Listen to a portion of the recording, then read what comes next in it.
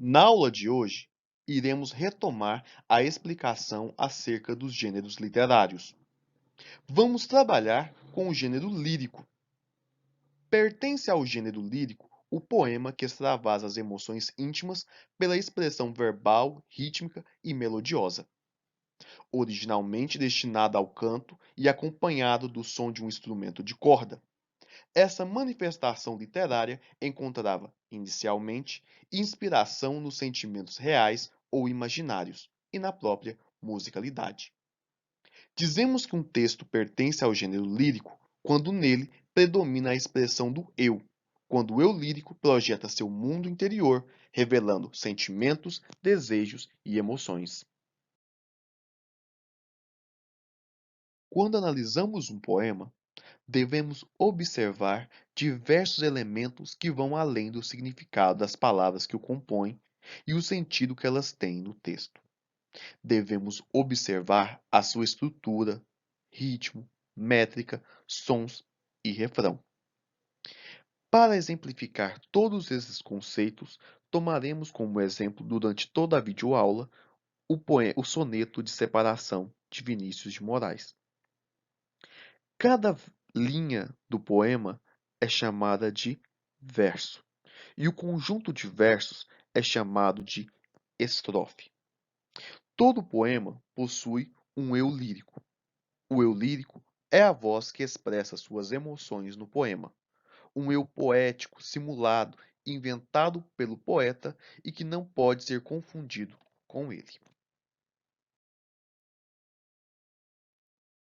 Nessa tabela, podemos observar os diferentes nomes que um estrofe pode ter de acordo com o número de versos que ele possui.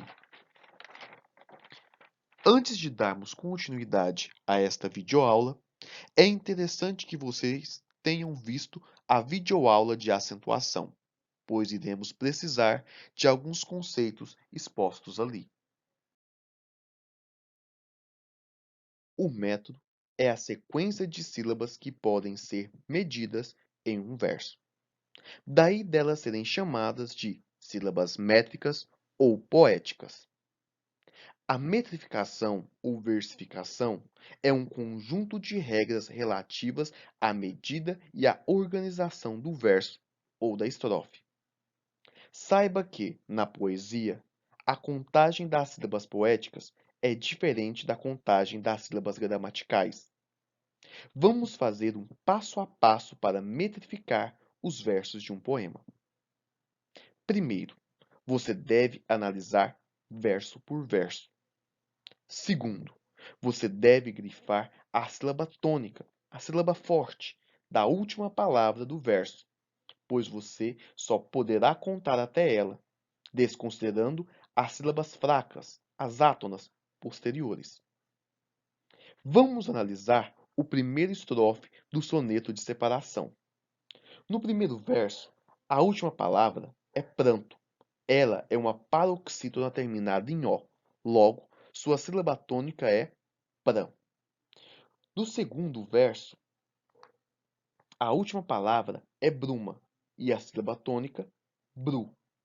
No terceiro, espuma, cuja tônica é pu, e na quarto verso, espanto, a tônica é pan.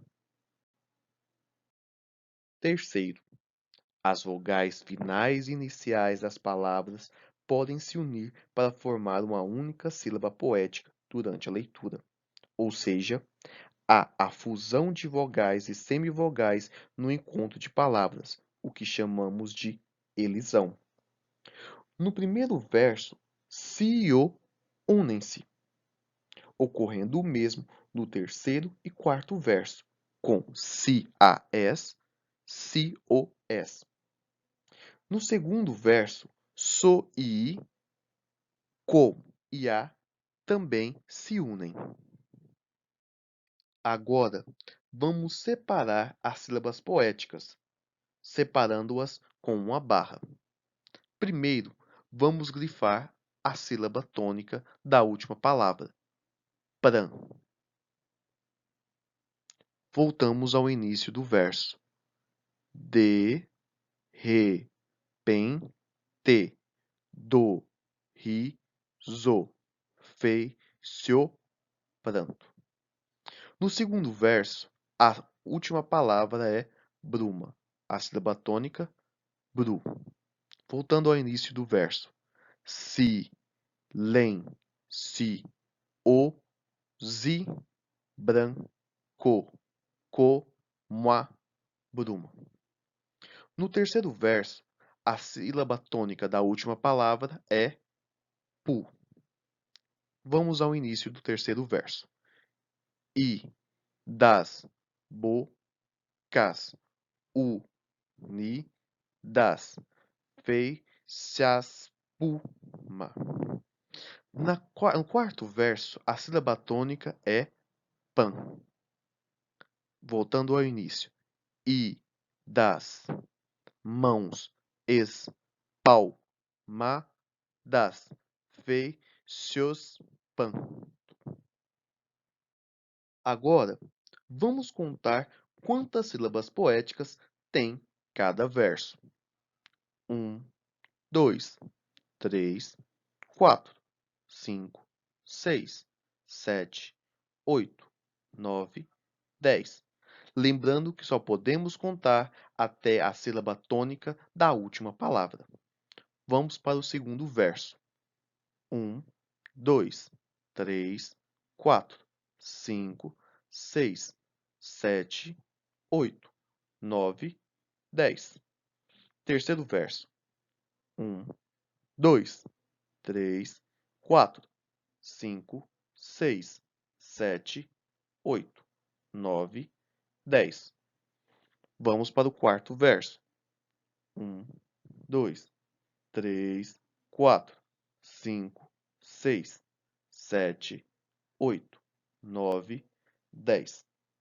Observe que todos os versos têm o mesmo número de sílabas poéticas, 10.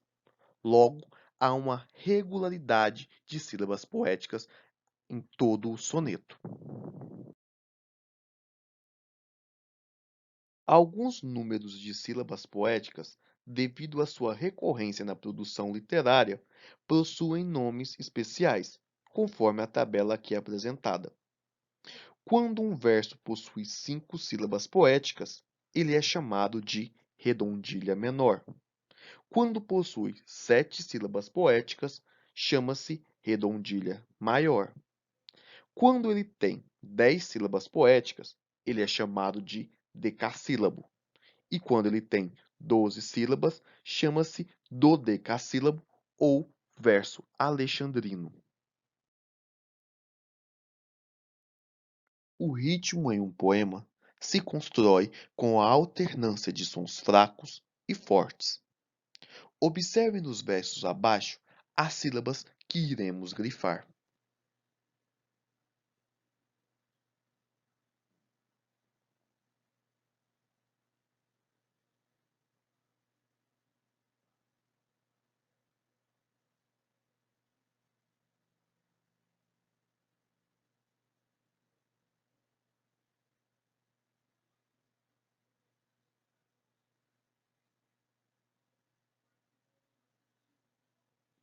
Os sons fortes são as sílabas tônicas. Lembrem-se que as monossílabas tônicas são acentuadas. Cientes disso, observe que do, de, fez, si são sons fracos, átonos. Observe os versos.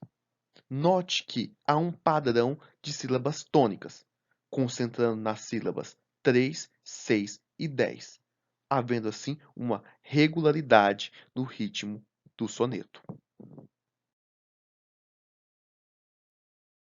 Entende-se por rima a coincidência ou a semelhança de sons a partir da última vogal tônica no fim de cada verso. As rimas podem ser divididas em paralelas, cruzadas, interpolares, encadeadas e misturadas. Rimas paralelas são quando uma está do lado da outra, como no exemplo aqui apresentado.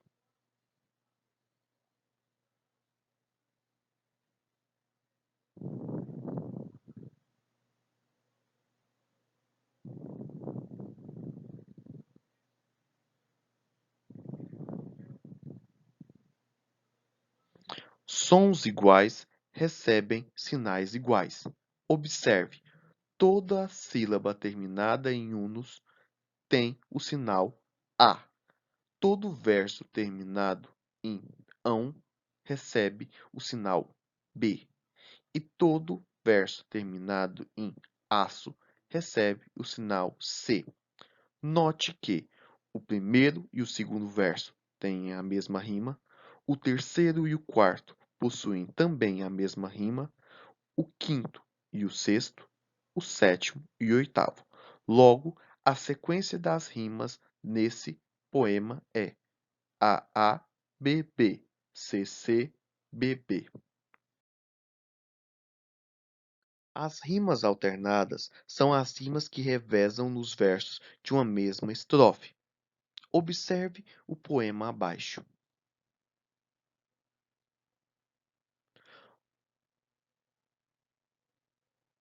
O primeiro e o terceiro verso possuem a mesma rima. Em o segundo e o quarto, a mesma rima, uma. Logo, a sequência de rimas é A, B, A, B. Nota-se que há uma alternância entre uma rima A e uma rima B. Rima interpolar é quando as rimas estão localizadas nos extremos dos estrofes, nos versos 1 e 4, no caso do exemplo abaixo.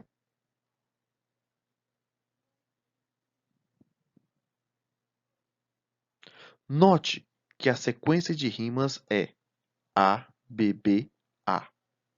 A rima A é uma rima interpolar, pois está no extremo do estrofe, enquanto a rima B é uma rima paralela, visto que uma rima está do lado da outra. Rima encadeada é quando o fim de um verso coincide com o anterior do verso seguinte.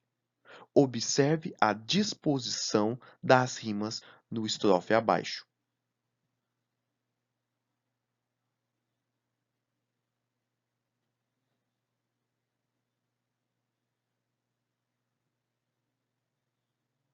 Note que a rima do primeiro verso está no interior do segundo, a rima do terceiro está no interior do quarto verso, e as extremidades do segundo e do quarto verso rimam entre si. Logo, temos a seguinte sequência de rimas: A, B, C, B. As rimas A e C são rimas encadeadas, enquanto que a rima B é uma rima alternada.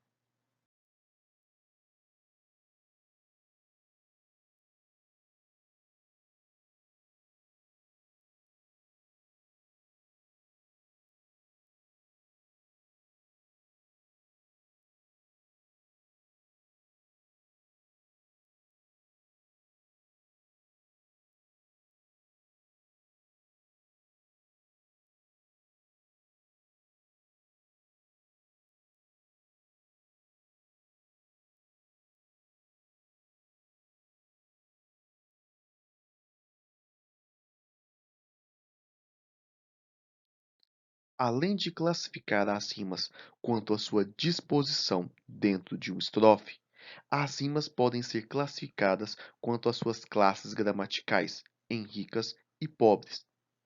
Uma rima é rica quando as palavras que contêm as rimas são de classes gramaticais diferentes. Observe o estrofe abaixo.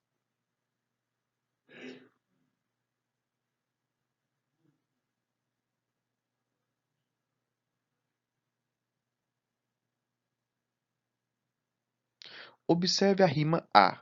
Vaga rima com alaga. Vaga é um substantivo. Alaga é um verbo. São duas palavras de classes gramaticais diferentes. Logo, temos uma rima rica. Observe a rima B. Lento rima com vento. Lento é um adjetivo. Vento é um substantivo. Classes gramaticais diferentes. Então, a rima B também é rica. A rima será pobre quando as palavras que contêm as rimas são da mesma classe gramatical. Observe o estrofe abaixo.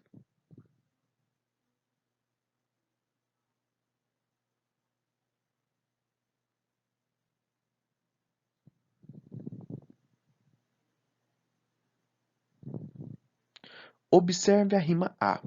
Amores rima com flores. Note que amores e flores fazem parte de locuções adjetivas, logo, são da mesma classe gramatical, portanto, rimas pobres. Veja a rima B. Suspirando rima com desmaiando. Ambos são verbos, logo, rimas pobres também. Para concluir esta etapa, vamos analisar as rimas do soneto de separação. Pranto rima com espanto. Bruma rima com espuma. Vento com pressentimento. Chama com drama. De repente com contente e repente. Amante com distante e errante. Pranto e espanto são as rimas A. Bruma e espuma, rima B. Vento e pressentimento, rima C. Chama e drama, rima D. Repente, contente e repente, rima E. Amante, distante e errante, rima F. A é uma rima interpolar. Pranto substantivo, espanto substantivo. Logo, A é interpolar com rima pobre. B. As rimas são paralelas. Bruma, um substantivo, e espuma, um substantivo. Mesma classe gramatical, então é uma rima pobre. C. Temos uma rima alternada. Vento é um substantivo, pressentimento, um substantivo. Logo, temos uma rima pobre. Chama e drama compõem a rima D. São a rima alternada. Chama, substantivo, drama, substantivo. Também uma rima pobre. É. Nós temos repente, uma locução adverbial, de repente, locução adverbial e contente, um adjetivo. Logo, temos uma rima misturada, também pobre. A rima F também é misturada. Amante, um substantivo, distante, substantivo e errante, um adjetivo. Logo, temos também uma rima pobre. Para concluir a parte teórica dessa videoaula, iremos apresentar o conceito de refrão ou estribilho. Refrão é um verso ou um agrupamento de versos que se repete ao final das estrofes. O refrão é responsável pelo ritmo marcado que o poema assume e, ao mesmo tempo, enfatiza uma determinada ideia. Observe a cantiga Ondas do Mar de Vigo, de Martim Códax. O refrão "E ai Deus se viera cedo" se repete em todos os estrofes.